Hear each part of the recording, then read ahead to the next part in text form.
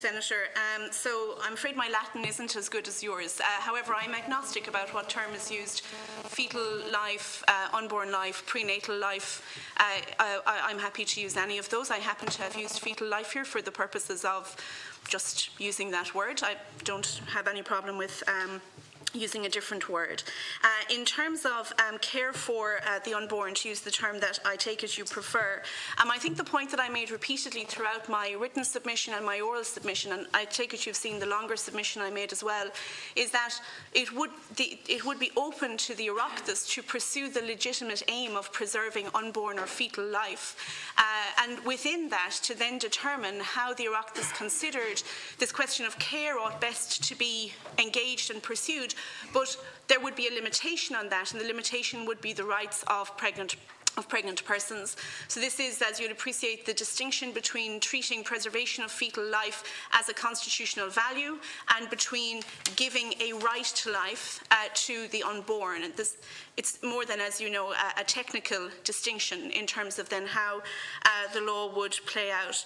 In respect of potential violations of international human rights law, in fact, I don't think I ever necessarily confined myself to saying that international human rights law might be developed only in order to extend situations in which it might be seen human rights protect a right to access abortion. If we were to have a limited provision in the Constitution specifying grounds, or an entrenched provision, let's say, and if international human rights law were to find that in fact unborn life did have human rights, we would once again find ourselves, I should think, in violation of international human rights law. So my point there is simply that to put such provision into the Constitution prevents adaptation and, for the sake of a better word, legislative nimbleness or responsiveness when international legal obligations might change.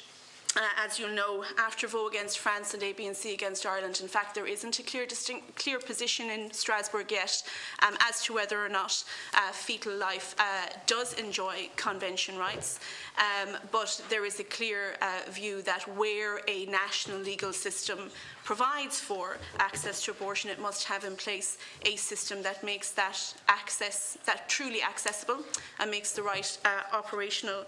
I have been, of course, as you know, I have a particular view on this relating to legal regulation, in fact, that bears no relation to my personal ethical view on abortion, but I have been at pains in the submission to try to simply present the comparative legal position and the arguments as asked. Thank you, Professor.